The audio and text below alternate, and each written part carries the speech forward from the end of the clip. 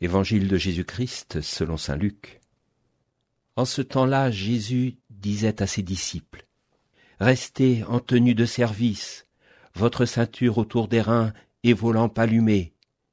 Soyez comme des gens qui attendent leur maître à son retour des noces pour lui ouvrir dès qu'il arrivera et frappera à la porte.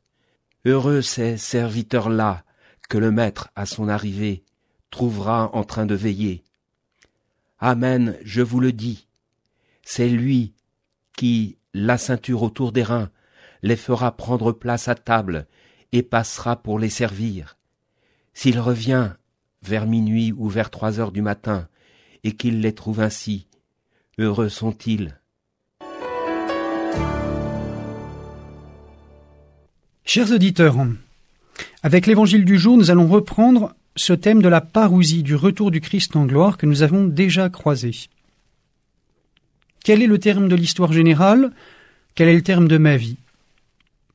L'histoire se terminera-t-elle par un big crunch, un cataclysme et point final ? Non. Elle se termine par une rencontre ultime, un grand rendez-vous avec Dieu, avec le Christ. Et l'Évangile le rappelle souvent, c'est à une heure où l'on n'y pense pas. C'est un appel non pas anxiogène, mais c'est un appel à la vigilance du chrétien.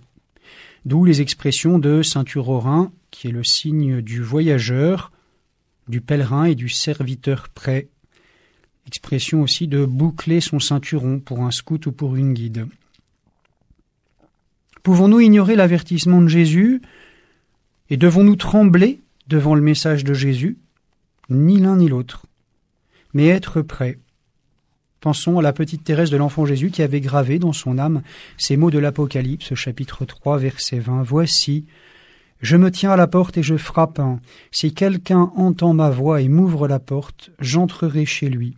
Je souperai avec lui et lui avec moi. » Des convertis, des catéchumènes, des recommençants frappent eux aussi à la porte de l'Église. Pourquoi ? Eh bien, c'est parce qu'avant, Dieu a frappé à la porte de leur cœur de bien des manières. Cela peut être un forum de questions spirituelles, des conférences sur Internet, l'invitation d'un ami croyant, une lecture.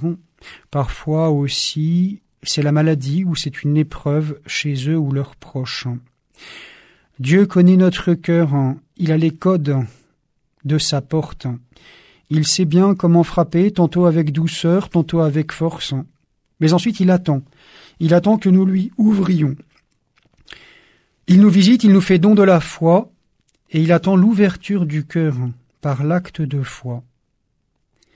Chers auditeurs, reprenons pour tous ces catéchumènes et recommençants, reprenons avec eux aussi la belle prière de saint Augustin. Le Seigneur a frappé aussi à la porte de son cœur, et après bien des luttes, des hésitations, des résistances même, il a fini par ouvrir son cœur. Seigneur, tu as vaincu. Me voici devant toi, je suis tien pour l'éternité. Je ne veux plus que ce qu'autrefois je ne voulais pas. Je n'ai plus d'autre désir que celui de t'aimer. Seigneur, tu as vaincu. Me voici à tes pieds comme un prisonnier qui demande humblement grâce. Mais la seule grâce que je te demande, c'est de pouvoir t'aimer, toi, ma vie. C'est de pouvoir n'aimer que toi, c'est de pouvoir t'aimer toujours, et d'un amour qui ne soit pas trop indigne de toi, car tu es le seul objet digne de tout mon cœur. Amen. L'évangile du jour était commenté par le père Alexis Garnier, prêtre de la Fraternité Saint-Pierre et coopérateur à la paroisse Saint